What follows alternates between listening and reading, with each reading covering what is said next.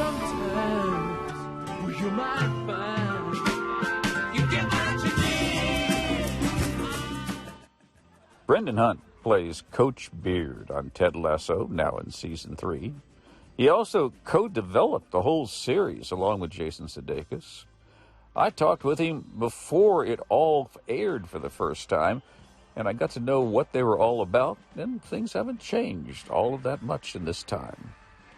Pleasure to see you, Patrick, and that is a very, very PBS room you're in. I know. You're on brand, my man. They require you to read all of these books before you're allowed to work for PBS. When I first did the interviews with Ted Lasso, it was before people had actually seen the show.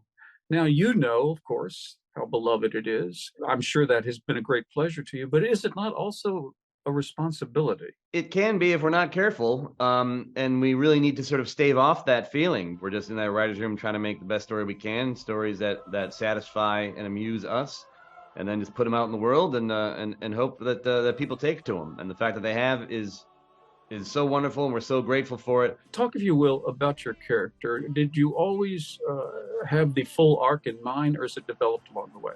Well, I mean, I think arguably Beard has the least arc of anyone on the show. You know, he came in sitting behind Ted, and he's still sitting in his vicinity. We don't really still learn much about him. He doesn't really change per se.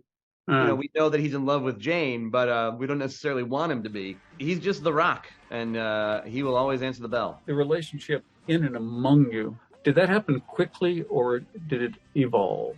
It happened very quickly, and it was quite, to this day, I feel so fortunate. Like it's shocking because none of us had worked together before, yeah. You know, and all these people were cast from auditions they had done in England that we were just watching, you know, online back in LA, with the exception of Hannah, who we did fly in to do a chemistry read with Jason. So we only picked people based on the quality of their work.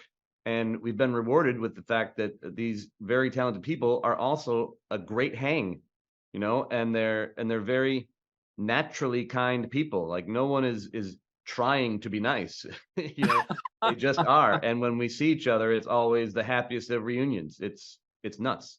Brendan, thank you so much for giving me your time. Oh, thank you, man. Good luck on those books.